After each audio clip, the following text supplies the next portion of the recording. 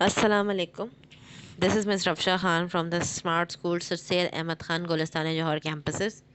Today my video is related to class 6 maths subject और जो topic हम इस वीडियो में इस तो डिस्कस करेंगे वो है ratio and chapter number 6 ratio and proportion का। ये जो पिछली वीडियो थी रेशो एंड प्रोपोर्शन की उसका सेकंड पार्ट 2 है। पिछली वीडियो में हमने बेसिकली रेशोज़ को डिस्कस किया था कि रेशोज़ क्या होते हैं, किस तरीके से वो कैसे शो होते हैं, कैसे उनको फाइंड किया जाता है। इस वीडियो में हम जो टॉपिक डिस्कस करेंगे वो है इस चैप्टर का मेन जो दूसरा टॉपिक है वो है प्रोपोर्शन। प्रोपोर्शन क्या होता है and the difference between direct और इन्वर्स प्रोपोर्शन में क्या डिफरेंस होता है, और इस तरीके से हम कैसे रियल लाइफ प्रॉब्लम्स को रेशियो एंड प्रोपोर्शन से सॉल्व कर सकते हैं। ठीक है, तो फिर हम स्टार्ट करते हैं अपनी वीडियो को।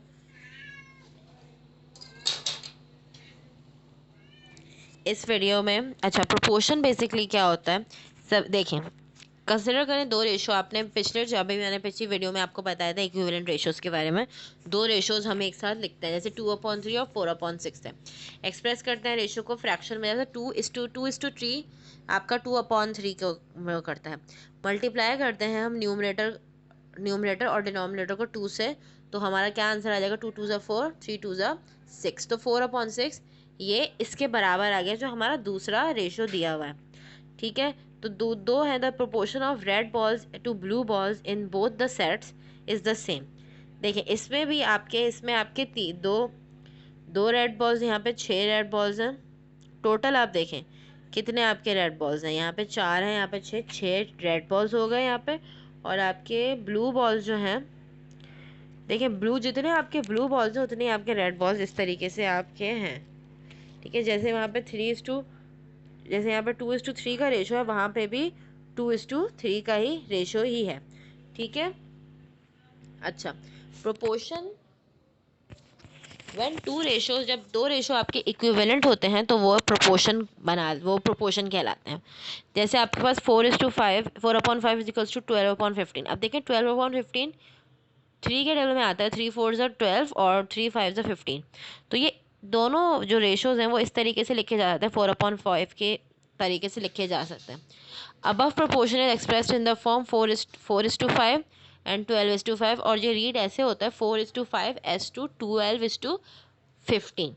देखिए जिसमें 4 नंबर लिखे हुए हैं और दो नंबर्स के बीच में 4:5 का रेशो है एक, और एक 12:15 का रेशो है, और बीच में जो है वो एस का साइन लगा हुआ है। ठीक है, तो अब प्रोपोर्शन में हम क्या करते हैं, इन द प्रोपोर्शन आपका 4:5 12:15, जो टर्म सबसे पहला आपका 4 है वो कहलाता है 4 और 15 जो हैं, जो फर्स्ट एंड लास्ट टर्म है आपके, वो एक्सट्रीम्स कहलाते हैं। क्यों एक्सट्रीम्स कहलाते हैं, कि वो दोनों एक एक साइड पे एक पे आपका स्टार्ट हो रहा है, एक पे आपका ख़त्म हो रहा है। ठीक है, और 5 और 12 आपके मीन कहलाते हैं। मीन जैसे कि देखिए बीच में है ये दोनों। ठीक है, ये आपके बीच के जो दो रेशो से बराबर से उसके दो बीच में, तो ये मीन कहलाएंगे नंबर। ऑल्सो जो 15 टर्म है, जो लास्ट टर्म है, उसको हम कहेंगे फोर्थ प्रोपोर्शनल टू 4 5 एंड 12। तो 4 5 और 12 का जो फोर्थ प्रोपोर्शनल कहलाएगा वो होगा 15। 15 आपका जो फोर्थ प्रोपोर्शनल वो नंबर होता है जो सबसे आखिरी में लिखा जाता है, जो सबसे लास्ट नंबर होता है। जो कोने के नंबर, तो ये आप लोगों को ये चीज़ें थोड़ी सी बेनिफिशियल ये आपको याद रखनी पड़ेंगी। डबल कॉलन जो होता है वो समटाइम रिप्लेस कर सकते हैं हम इक्वल्स टू के साइन से। ठीक है, in the same case 3 number constitute the second as well as the third terms of the proportion. In other words, the means are the same, therefore 3 is known as the mean proportion, और 1 और 9 आपके extreme between 1 और 9. Also the three numbers 1 3 and 9 are said to be continued proportion. ठीक है, तो इस तरीके से भी आपके continued proportion भी एक चीज़ होती है। वो क्या होती है कि अगर आपके दो नंबर हैं, आपका एक 1:3 और 3:9 का रेशो है। ठीक है, तो इन दोनों के मीन जो है वो मीन जो नंबर हो गया वो एक 3 नंबर है। तो जो 3 नंबर आपके 1 3 और 9 होंगे वो कंटिन्यूड प्रोपोर्शन कहलाएंगे। Third quantity is called the third proportional to the first and second. First और सेकंड नंबर से आपकी थर्ड प्रोपोर्शनल कहलाता है, थर्ड क्वांटिटी आपकी थर्ड प्रोपोर्शनल कहलाती है फर्स्ट और सेकंड टर्म से। Three quantities of the same kind are said to constitute a continued proportion. कह रहे हैं थ्री क्वांटिटीज जो एक तरह की हो वो कंटिन्यूड प्रोपोर्शन बना सकती हैं when the ratio of the first to the second is equal to the ratio of the second to the third.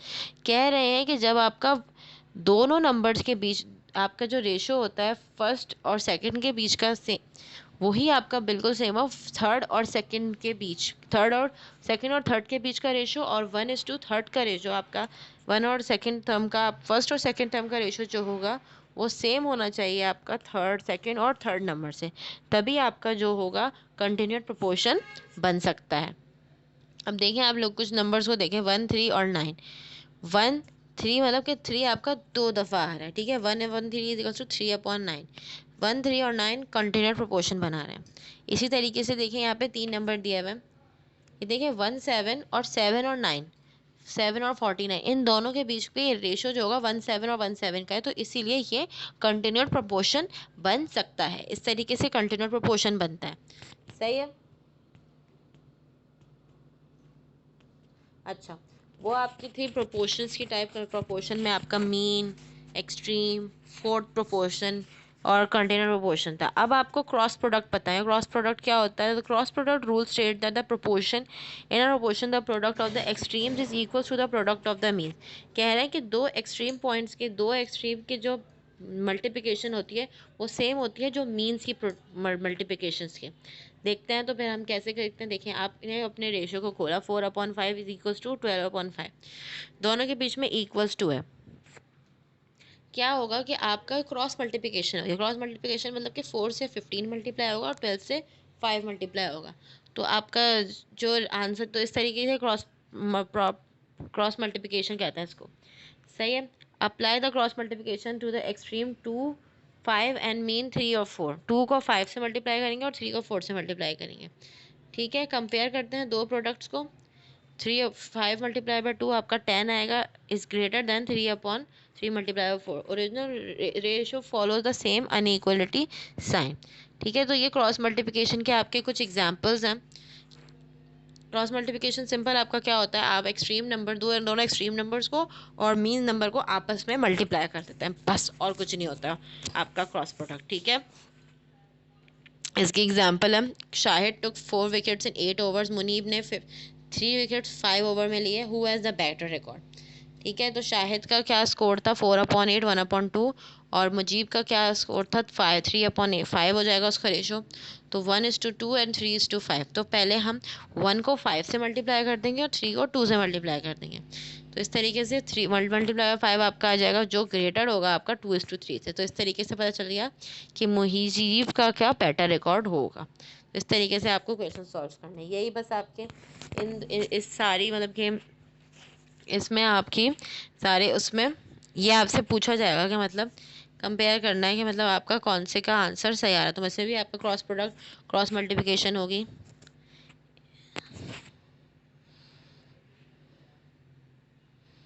ठीक है। ये आपकी क्रॉस मल्टीप्लिकेशन भी हो रही है सिंपली, इस वाले क्वेश्चन में तो आपकी क्रॉस मल्टीप्लिकेशन हो रही है। 7 को 6 से और 8 को 5 से मल्टीप्लाई कर दिया,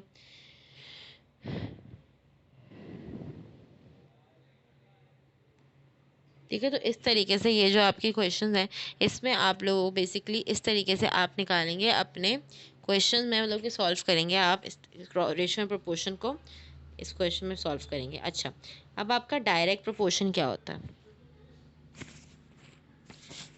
अब डायरेक्ट प्रोपोर्शन क्या होता है, in direct proportion an increase in one quantity leads to a similar increase in the other quantity, similarly when one quantity decreases it lead to decrease in the other quantity. ये एक दूसरे के equal equal होते हैं कि मतलब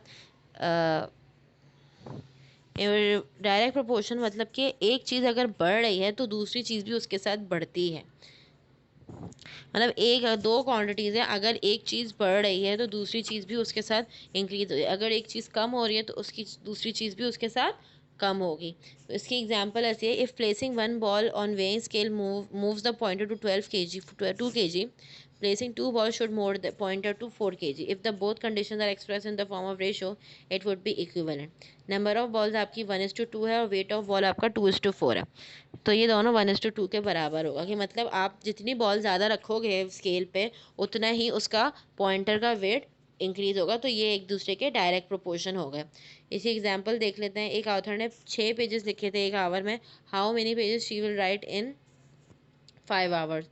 ठीक है, तो अब इसकी डायरेक्ट प्रोपोर्शन इसलिए क्योंकि hour let the number of pages complete in 5 hour be x, this is written as एक घंटे में 6 पेजेस लिख रही है, 5 घंटे में एक्स पेजेस लिखेगी। तो डायरेक्ट प्रोपोर्शन इसलिए है because the author will write more pages in 1 more hour, this can be expressed इस तरीके से होगा कि हम एक्स को 1 को एक्स से मल्टीप्लाई कर देंगे, 5 को 6 से मल्टीप्लाई कर देंगे, और इस तरीके से एक्स आपकी 30 पेजेस हो गए, यानी ये 5 घंटे में 30 पेजेस लिख पाएगी इस तरीके से। तो ये डायरेक्ट प्रोपोर्शन इस तरीके से हुआ कि जितने नंबर ऑफ घंटे बढ़ रहे हैं उतने उसके नंबर ऑफ पेजेस वो इतने उन घंटों में लिख सकती है, तो ये डायरेक्ट प्रोपोर्शन कहलाएगा। ठीक है, तो ये भी आपकी डायरेक्ट प्रोपोर्शन की ही एग्जांपल है। अच्छा, अब इसका दूसरा पार्ट ये है कि इन्वर्स प्रोपोर्शन क्या होता है। Inverse proportion is use to solve ratio problem, ये भी रेशियो प्रॉब्लम को ही सॉल्व करने में यूज़ होता है। लेकिन इन्वर्स प्रोपोर्शन आपका कहता है एक increase in one quantity leads to similar decrease in the other quantity. Similarly जब एक क्वांटिटी आपकी डिक्रीज होगी उससे दूसरी क्वांटिटी इंक्रीज होगी, ये इन्वर्स प्रोपोर्शन है। यानी एक चीज़ बढ़ रही है तो दूसरी चीज़ कम हो रही है, दूसरी चीज़ बढ़ रही है तो दूसरी चीज़ बढ़ रही है तो दूसरी पहली चीज़ कम हो रही है, ये इसका इन्वर्स प्रोपोर्शन होगा। इसी एग्जांपल है, अगर 4 कुक 50 वेजिटेबल्स को काट रहे हैं 2 घंटे में, then 88 cooks will chop the same quantity of vegetables in 1 hour. As the number of cook increases the number of hours decrease. जैसे कुक्स को हम ज़्यादा बढ़ाएं देंगे तो खाना जल्दी पकेगा, तो ये एक तरीके से ये इसकी एग्जांपल दिया। The ratio of the number of cooks is expressed as 4:8, the ratio of number of hour is 2:1, express in the simplest form. 4:8 is equal to 1:2, 2:1, तो ये एक दूसरे के इक्वल नहीं होंगे। However, the term of one of the ratio is altered when they become equivalent ratio. For instance, the inverse of the ratio is 8:4, and which is 2:4 in the simplest term. Now we have 8:4, 2:1. Same result will be obtained if the terms of second ratio are inverted, which is 1:2. Now we have 1:2, 1:2. Thus, in inverse proportion, two ratios become equivalent if one ratio is inversed. कह रहे हैं कि अगर आपका inverse proportion में 2 ratio आपके equivalent तब हो सकते हैं जब आपके एक रेशो आप किसी को इन्वर्ट कर दें। ठीक है, बस ये फिर हम एक इसकी एग्जांपल देख लेते हैं कि रेशो इसकी क्या एग्जांपल है। एक गार्डनर ने फ्लावर्स को प्लांट किया, flower bed 4 days, how many days take to 8 gardeners to plant a flower bed for the same size. ठीक है, गार्डनर को 6 दिन लगे, 6 गार्डनर्स ने 4 डेज में एक फ्लावर बेड प्लांट किया। 8 गार्डनर्स कितने दिनों में 8 गार्डनर्स एक फ्लावर बेड होगा सेम साइज में कितने दिन लगेंगे। ये एक इन्वर्स प्रोपोर्शन इसलिए because Gardner's who do not do the work the fewer days, the more the Gardner's do the work the fewer days it will be plant the flower bed. इसको इस तरीके एक्सप्रेस करेंगे, 8 को x से multiply करेंगे, 6 को 4 से multiply करेंगे, और आपका 24/8 आ जाएगा जो 3 days के बराबर हो जाएगा। ये बस इन सब की ही एग्जाम्पल्स हैं। सही है। अब आपका ये जो चैप्टर है इसकी एक्सप्लेनेशन ख़त्म हो गई है। ठीक है, तो इस आई होप आप लोगों को ये वीडियो समझ में आई हो, प्रोपोर्शन समझ में आया हो। मुझे पता है स्टूडेंट क्लास 6 ये आपके लिए चैप्टर बहुत नया है, आपने ऐसा कुछ पढ़ा नहीं है, बट ये बहुत ही सिंपल बहुत ही सिंपल चैप्टर है। अगर आपको आ गया तो आप इसको एकदम लाइक बहुत ही आसानी से आप इसको सॉल्व कर सकते हो। ठीक है, आई होप ये वीडियो आपको लिए बेनिफिशियल रही हो। ओके, अगर आपको कोई भी चीज़ कुछ भी समझ में ना आए तो आप मुझसे फिज़िकल क्लास में किसी कभी भी पूछ सकते हैं। ठीक है, अपना ख्याल रखिएगा everyone, stay safe at home, अल्लाह हाफिज़।